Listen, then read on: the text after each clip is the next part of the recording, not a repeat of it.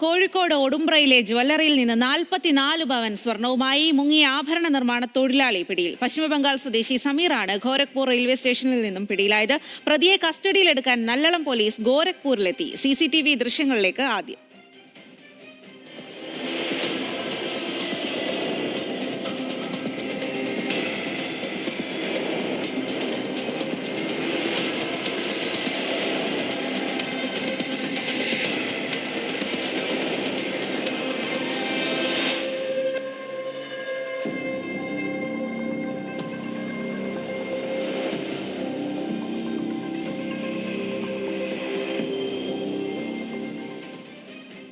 പ്രസാദ് ഉറുമ്പിശ്ശേരി വിവരങ്ങളുമായി ചേരുകയാണ്. പ്രസാദ്, എന്തായാലും പ്രതി മുങ്ങിയത് ഗോരഖ്പൂരിലാണെങ്കിൽ അവിടെ പോയി കേരള പോലീസ് പിടികൂടിയിരിക്കുകയാണ്.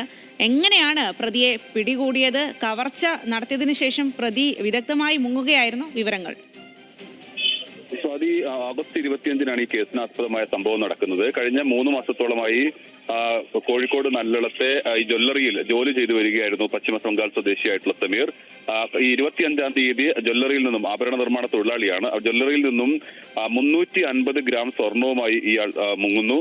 പിന്നീട് പോലീസ് നടത്തിയ അന്വേഷണത്തിലാണ് ഇയാൾ തൃശൂർ റെയിൽവേ സ്റ്റേഷനിൽ എത്തിയ വിവരം പോലീസിന് മനസ്സിലാകുന്നത്. അവിടെ നിന്നും വിവേക് എക്സ്പ്രസിൽ ഈ പ്രതി സഞ്ചരിച്ചു എന്നുള്ളത് വ്യക്തമായി. തുടർന്ന് റെയിൽവേ പോലീസുമായി സഹകരിച്ചുകൊണ്ട്, RPF-ഉമായി സഹകരിച്ചുകൊണ്ട് പോലീസ് വിവരങ്ങൾ നൽകുകയും ഈ പ്രതിയെ ഗോരഖ്പൂരിൽ നിന്ന് ഇന്ന് പിടികൂടുകയും ചെയ്തിട്ടുണ്ട്. ഈ പ്രതിയെ പിടികൂടുന്നതിന്, കസ്റ്റഡിയിലെടുക്കുന്നതിന് വേണ്ടി നല്ലളം പോലീസ് വിമാനമാർഗം തന്നെ ഇന്ന് ഗോരഖ്പൂരിൽ എത്തിയിട്ടുണ്ട്. പ്രതിയെ അടുത്ത ദിവസം തന്നെ കോഴിക്കോട് നല്ലളത്ത് എത്തിക്കുമെന്നും പോലീസ് വ്യക്തമാക്കി. ഓക്കെ പ്രസാദ്.